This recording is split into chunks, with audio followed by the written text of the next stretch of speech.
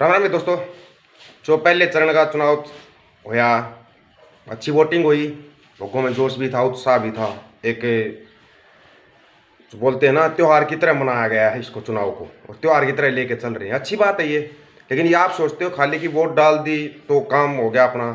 अपने बूथ मजबूत रखने हैं, जगह जैसे कैप्चरिंग की उसकी जो रिपोर्टें आ रही थी वो भी आपने देखी होगी। उसके बाद जो ये मशीनें स्ट्रांग रूम में रखी जाती है, वहाँ पर भी पहरेदारी करनी है। जिस दिन गिनती होगी उस दिन भी आप लोगों को जाना पड़ेगा, अपनी बग्गी ट्रेली भर के वहाँ पर जाना पड़ेगा।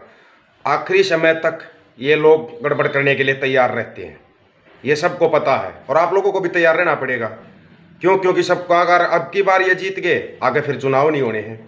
चुनाव के माहौल में भी क्या हो रहा है, एक चीज़ जो खल रही है ना, इंसानियत क्यों मरती जा रही है लोगों की। बागपत के व्यापारी का वीडियो सबके सामने आया था, सबने देखा भी था। लाइव आकर के उसने सुसाइड किया है, और नाम किसका लिया, ऊपर से बीजेपी पार्टी का ही था। वो राजीव तोमर की बात हो रही है, बीजेपी पार्टी का ही था, नरेंद्र मोदी के नाम पे। पहले उन्होंने जहर खाया, फिर उनकी पत्नी ने खाया, पत्नी की डेथ होगी, वो आईसीयू में लेटे हुए हैं। इतनी संवेदनाएं क्यों मर गई कि उसके लिए कोई कुछ बोल ही नहीं पा रहा। क्या बिल्कुल एक जो चीज़ आती है उसी पर लगे रहते हो। बस चुनाव का माहौल आ गया तो वही ठीक है, चुनाव है, वोटिंग भी करनी है, ध्यान भी रखना, हर चीज़ करनी है, लेकिन कम से कम अपनी संवेदनाओं को इतना मत मारो कि एक इंसान जो 2.5 मिनट तक आपके सामने लाइव रहा है, सुसाइड कर रहा है, आप बोल ही नहीं पा रहे उसके लिए कुछ भी। ये बहुत गलत चीज़ है।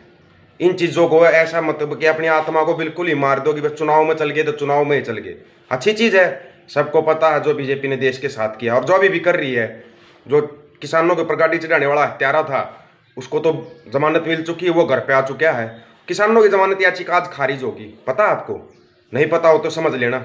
आज जो किसान एडवोकेट बुल्लर साहब हैं, जो किसानों की जमानत के लिए अर्जी लगाई थी, वो खारिज कर दी गई है। अगली सुनवाई का टाइम दे दिया गया है। यहाँ पर सिर्फ पैसे वालों को मिलती है, बलात्कारियों को बेल मिल जाती है। यहाँ पर जो बलात्कारी बाबा है उसको 21 दिन के लिए फरलो भेज दिया जाता है। किस लिए? क्योंकि पंजाब में चुनाव है, पंजाब के चुनाव के लिए उसको बाहर भेज दिया जाता है, वो वोट डलवाएगा। इतना क्या प्रेशर है कि इन्होंने हर आदमी को दबा रखा है। जहाँ पर भी ये है भाई, जो हीरो है, हीरोइन है, या कोई बाबा है, क्या उनके कहने से आप वोट डालते हो? इसका मतलब आप ना तो बदलाव चाहते हो, फिर चिल्लाया मत करो कि एक बाबा बाहर आया है वो बोल लगा आप वोट डाल दोगे। पंजाब की जनता की आत्मा बिल्कुल मर चुकी है। क्या उन 13 महीनों को भूल गए, वो जो रोड के ऊपर बैठे हुए थे? क्या उन चीज़ों को भूल गए जो उनके ऊपर गाड़ियाँ चढ़ाई गई थी, उन माताओं बहनों पर पकौड़ा चौक के ऊपर? भूल गए इतनी जल्दी कि एक बाबा बाहर आएगा, वो बताएगा, वोट डाल देंगे? इसका मतलब तो फिर पंजाब की जनता जो लड़ाई लड़ रही थी वो अलग थे, वोट डाल लेंगे वो अलग है। यही साबित होगा इससे तो। नहीं तो सरेआम बताओ ना कि नहीं, यहाँ पर कोई बीजेपी का खाता नहीं खोलेगा, कोई बाहरी का खाता नहीं खोलेगा, खोलने नहीं दिया जाएगा। अपनी लोकल पार्टियों को मजबूत करो भाई, जो वहाँ पर आपके बंदे हैं उनको मजबूत करो आप। हम नहीं कह रहे किस पार्टी को करना है, किसको नहीं करना है। कम से कम आपको ये तो देखना है, बीजेपी से टिकट लेकर अगर आपका कोई सगा भी आ रहा है तो उसको भी वोट मत दो। सरेआम क्लियर ये बात बोल ली जाएगी। उसके बाद कुछ किसान नेता जाके वहाँ पर चुनाव लड़ने के लिए बैठ गए, पंजाब के अंदर ही वो अपनी ही रामायण चला रहे हैं। कौन सी लड़ाई जीत के आए हैं? बोले हम बहुत बड़ा युद्ध जीत के आए हैं। क्या जीत के आए हो? किसान तो आज भी आत्महत्या कर रहा है। क्या भला कर दिया तुम लोगों ने किसानों का? सवाल करो उनसे, और सवाल जायज है। अब कोई आंदोलन नहीं कि आंदोलन टूट जाएगा। चुनाव है ये, राजनीति करने वाले राजनीतिक लोग हो, राजनीतिक लोग हमेशा गंदे होते हैं, उनसे सवाल पहले ही करो। वो गंदगी में कूद तो चुके ही हैं, उनसे सवाल करो।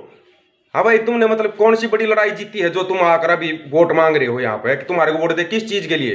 कानून आए थे, रद्द हो गए, फिर सरकार आएगी, फिर कानून बना देगी, फिर 750 भाइयों की कुर्बानी देना, फिर 13 महीने तक रोड के ऊपर बैठे रहना।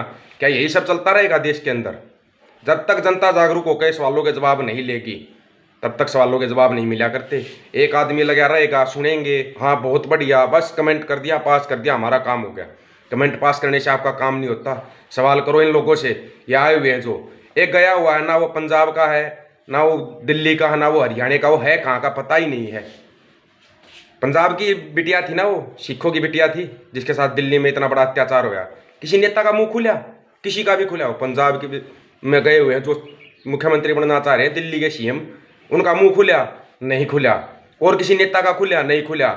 एक नियंग सिख ने बोला था, उनके ऊपर केस लगा दिया, केस लगा दिया उनके ऊपर। यहाँ पर सरेआम तानाशाही चल रही है। ये बताता लड़ना आप लोगों को है, सत्ता वालों से भी लड़ना है, जो अत्याचार हो रहा है उसके लिए भी लड़ना है। अपनी लड़ाई का तरीका बदलो। आप लोग घुस चुके हो बिल्कुल राजनीति में कि बस राजनीति राजनीति और कुछ दिखाई नहीं दे रहा आपको। आवाज़ उठाओ अपने बच्चों की, एक दूसरे तक आवाज़ को पहुँचाओ कि ये अत्याचार हो रहे हैं, इसके खिलाफ लड़ना है। उन पर पुलिस अत्याचार करती, उनके लिए आवाज उठाओ, फिर किसी नेता के लिए नहीं। ये फिल्म स्टार, क्रिकेटर, नेता, ये ऐसे ही मजे लेंगे। मरना आम आदमी को है, तो आम आदमी को लड़ना है तो अपनी लड़ाई का तरीका बदल लो, ढंग से लड़ो अपनी लड़ाई को।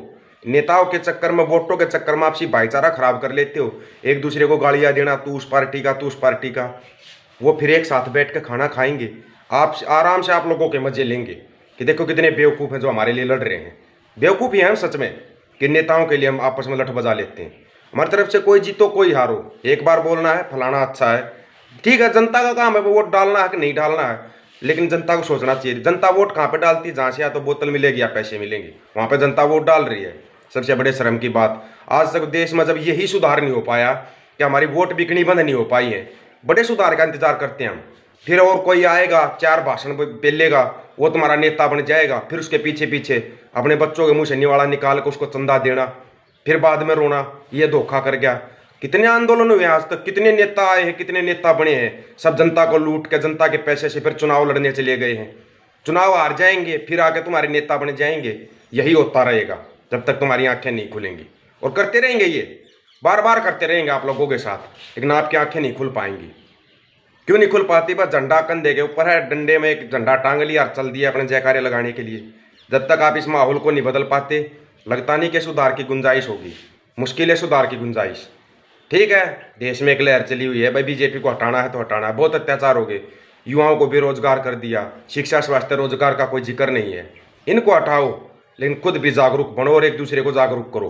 राजनीति के चक्कर में आपसी भाईचारे को खराब मत करो, आपस में एक दूसरे के काम आओगे, कोई नेता काम नहीं आएगा।